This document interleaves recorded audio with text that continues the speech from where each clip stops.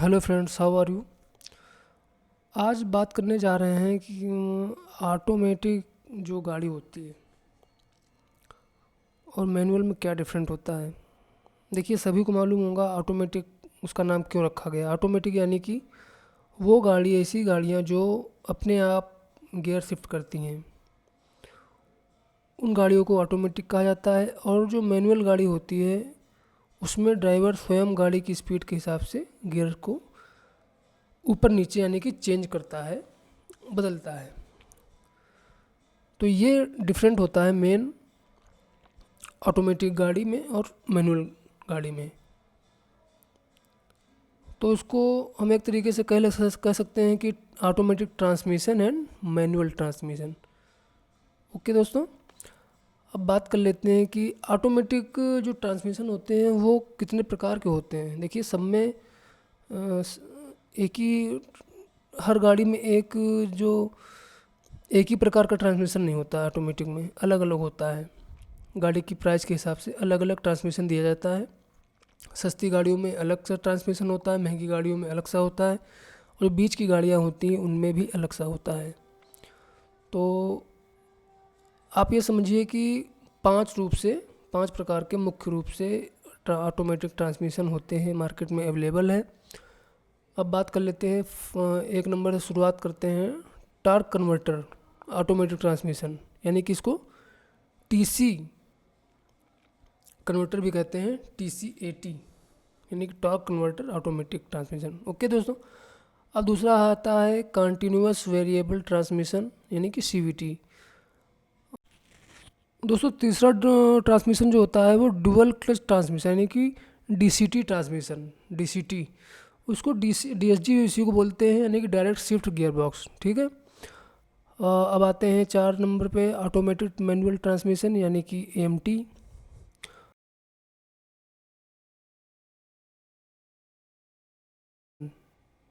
ECVT यानी कि hybrid car में उपयोग होता है।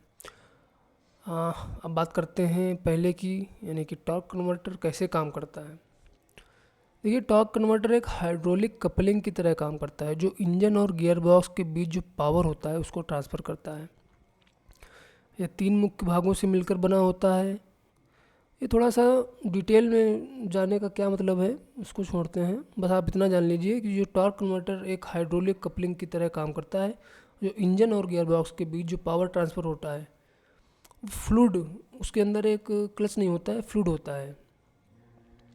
वो फ्लूइड के सहारे ट्रांसमिशन को घुमाता है। ठीक है।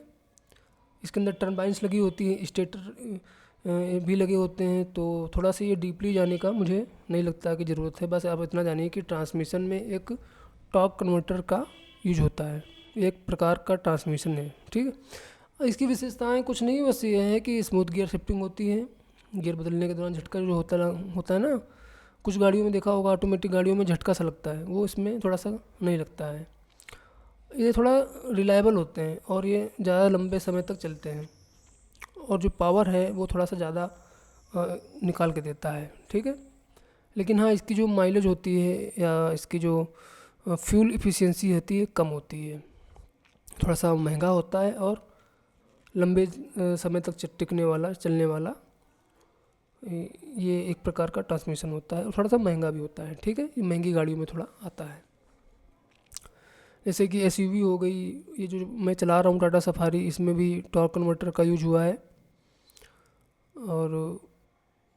और भी कई गाड़ियों में है, टोयोटा फॉर्च्यूनर, होंडा सिटी, इन सब और SUVs में ये ज़्यादा काम करता है। अब बात करते हैं कंटिन्यूअस वेरिएबल ट्रांसमिशन। इसमें क्या होता है ना कि CVT, इसको क्या बोलते हैं, कंटिन्यूअस वेरिएबल ट्रांसमिशन, CVT। ये कैसे काम करता है। इसमें पारंपरिक गियर नहीं होते हैं, बल्कि एक बेल्ट और 2 पुली सिस्टम होता है। जैसे आप एक्सीलरेट करते हैं, या बेल्ट और पुली के साइज़ को एडजस्ट करता है ताकि इंजन को सबसे अच्छा पावर और माइलेज मिले। इसमें असीमित गियर रेशियो होते हैं, इससे यह बहुत स्मूथ और फ्यूल इफिशिएंट भी होता है। इसमें क्या होता है ना कि कोई गियर शिफ्टिंग महसूस नहीं होती। अन्य ट्रांसमिशन जो बाकी जो ट्रांसमिशन होते हैं उसकी तुलना में ये थोड़ा सा फ्यूल इफिशियंस होता है।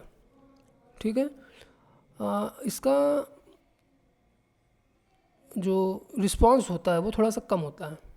ठीक है, जैसे आपने अचानक तेज़ एक्सीलेटर में किया तो ये थोड़ा सा समय लेता है। और जो जो हायर लेवल की गाड़ियाँ होती हैं उनमें ये यूज नहीं होता है, ये इससे मिडिल में होता है। बीच की गाड़ियों में जो सस्ती गाड़ियाँ होती है उसमें यूज होता है। ठीक है, अब बात करते हैं DCT DSG ट्रांसमिशन।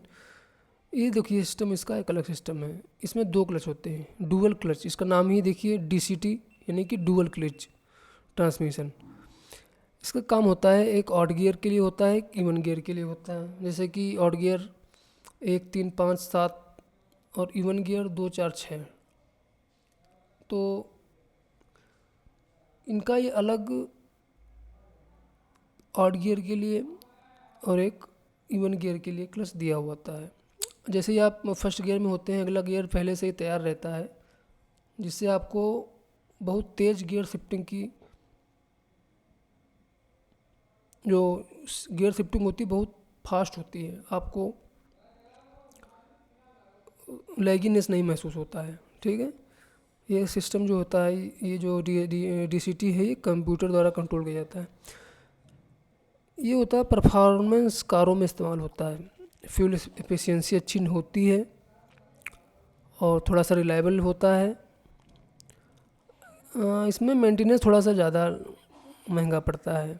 ठीक है, और ये हायर लेवल की गाड़ियों में यूज होता है। बात करते हैं कि ऑटोमेटेड मैनुअल ट्रांसमिशन। यह एक मैनुअल ट्रांसमिशन होता है जिसमें हाइड्रोलिक या इलेक्ट्रॉनिक एक्ट्यूटर क्लच और गियर बदलने का काम करते हैं। यह एक सस्ता और सिंपल ऑटोमेटिक ट्रांसमिशन होता है। ये सबसे किफ़ायती ऑटोमेटिक ट्रांसमिशन है और माइलेज और मैनुअल ट्रांसमिशन जितना होता है।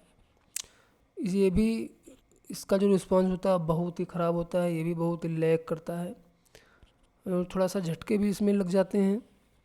और ये थोड़ा सा सस्ती गाड़ियों में जो बहुत बिल्कुल नीचे, जैसे कि अल्टो हो गई, स्विफ्ट हो गई, नेक्सॉन हो गई, इन जो एंट्री 5 6 7 लाख की गाड़ियों के अंदर में ये अगर ऑटोमेटिक आप जाएंगे लेने तो आपको यही ट्रांसमिशन मिलेगा। अब बात कर लेते हैं ECVT।